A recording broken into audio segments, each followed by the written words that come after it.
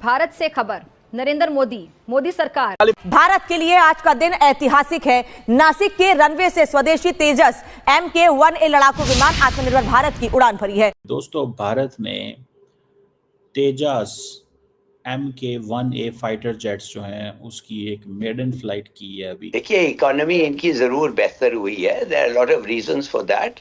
हाँ, इनमें इन्वेस्टमेंट आ रहा है। आप समझते हैं कि हमारी इकोनॉमी भी बेहतर नहीं हो सकती थी अगर उधर गुड इकोनॉमिक लीडरशिप हमारे पे होता? बिल्कुल हो सकती है। हम तो देखें हम किस किस्म हो सकती है, होगी इंशाल्लाह, और हो सकती थी। ये तो सब इन्होंने खामखा। इंडिया ये समझता है कि ये मैन्युफैक्चर करो ताकि एक्सपोर्ट कर सको, मैन्युफैक्चर करो ताकि एक्सपोर्ट कर सको। That is what the target is. अब ये चीज जो है, मुझे एटलीस्ट ये नजर आता है, इंडिया को ज्यादा जो है वो अपने डिफेंस से ज्यादा मैन्युफैक्चर करके एक्सपोर्ट करने का शौक, ये आप ज़हन में रखिएगा। मैन्युफैक्चर करके एक्सपोर्ट करने का उनको ज़्यादा शौक है, क्योंकि जो लीडरशिप है इस वक्त इंडिया के अंदर वो ये सोचती है कि भाई आत्मनिर्भर भारत, डिफेंस एक्सपोर्ट, 100 मुल्कों को डिफेंस इक्विपमेंट बेच रहे हैं, ये कर रहे हैं, वो कर रहे हैं। कि बच्चे बच्चे को इस कंट्री के पता लगना चाहिए कि मोदी जी गेम को चेंज कैसे करते हैं, ग्लोबल स्ट्रैटेजीज को कैसे इंप्लीमेंट कर रहे हैं, और ये नया भारत ये किस तरह से एक एक चीज के ऊपर फोकस है। आप सोच के देखिए, 10 साल पहले बिजली में कमी थी, हमारे कंट्री में बिजली की कमी थी, 8-8 घंटे के कट होते थे गर्मियों में।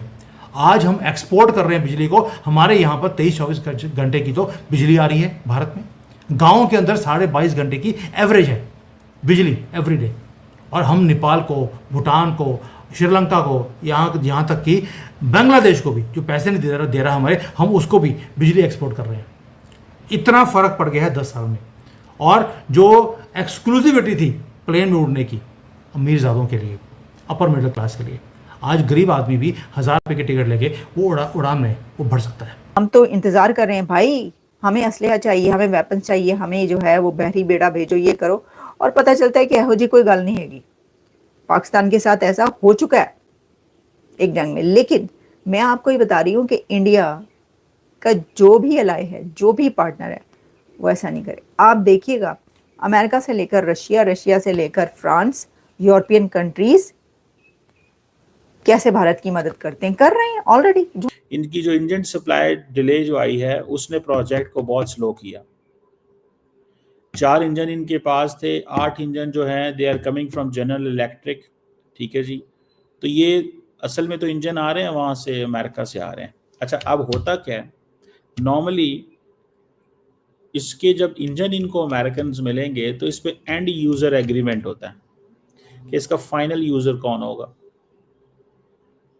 अच्छा, MK-1A जो है ये 4.5 जनरेशन मल्टी रोड फाइटर है, एक्टिव इलेक्ट्रॉनिकली स्कैन रेस के सारा कुछ है, इलेक्ट्रॉनिक वॉरफेयर सारा भी है, उसमें ग्लास कॉकपिट है, हाई इंडिजिनस कंटेंट लगे हुए हैं, 64% कंपोनेंट्स इसके अंदर इंडियन हैं। ठीक है जी, ये मेक इन इंडिया पुश का वो एक सेंट्रल आइडिया है, मैं जो आपको बता रहा हूँ बार बार। So the question here which is important कि ये तो कर लेंगे कि end user, final end user agreement होता है। मैं मिसाल देता हूँ आपको, अगर जनरल इलेक्ट्रिक के इंजन आ रहे हैं तो अमेरिका बीच में इसके ऊपर रखना डाल सकता है कि भाई साहब तुम ये फाइनल कौन लेगा।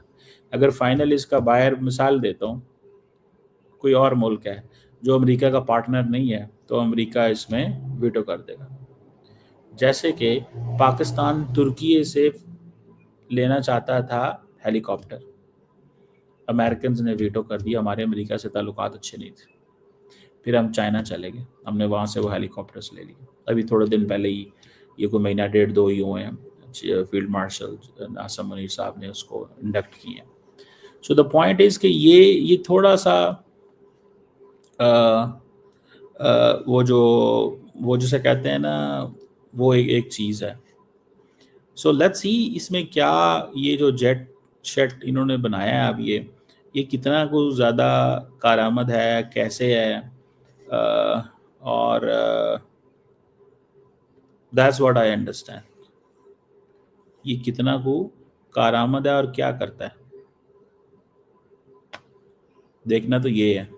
ये नहीं देखना कि ये जेट है, भाई जेट है पर कितना कारआमद है। फिर इसके लिए अगर 64% इंडिजिनस इसके ऊपर इक्विपमेंट है, 36% जो बाहर से है, तो मतलब वो क्या जो वो करने की जरूरत है। और जो हमारे पास एक चीज की कमी थी वो था छोटा प्लेन, वो पूरी कर दी मोदी जी ने इस ट्रिप के अंदर। अब जो ये एम्ब्रेयर है और मोदी जी का जो विजन था, क्या एम्ब्रेयर का विजन था कि मुझे दादागिरी खत्म करनी है बोइंग की और उसकी, और उन्होंने वो सेगमेंट पकड़ा जो बोइंग और एयरबस वो कंसिडर कर ही नहीं रहे। मोदी जी का जो विजन है वो भी एम्ब्रेयर के साथ, ब्राजील के साथ बिल्कुल मैच करता है। इसलिए हमने जो उनका ई जेट सीरीज है, दोबारा दिखाता हूं, हमने उसकी बात करनी शुरू कर दी है कि हमें ये प्लेन चाहिए।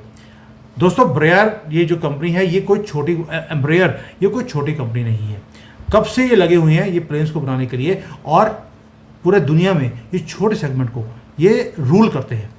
और ये परफेक्ट प्लेन्स हैं इनके, जो ये ई सीरीज है। भारत की ज्योग्राफी और जो हमारा क्लाइमेटिक कंडीशंस है वो ब्राज़ील से कोई ज़्यादा डिफरेंट नहीं है। ऑलरेडी जो हमारे जैसे स्टार एयर है, वो जो एयरलाइंस ऐसी हैं, उन्होंने अडॉप्ट करना शुरू कर दिया कि हमें बोइंग और एयरबस को नहीं लेना, हम सिर्फ एम्ब्रेयर की ही फ्लीट रखेंगे। और ये गेम चेंजर बनने वाला है भारत के लिए, क्योंकि ये प्लेन्स पहले शुरुआत में ब्राज़ील से बनकर आएंगे, उसके बाद ये हम खुद बनाएंगे अंडर जॉइंट वेंचर। एम्ब्रेयर ने ऑलरेडी मार्केट में, इंडियन मार्केट में आना शुरू कर दिया। क्या सोच रहे हैं आप?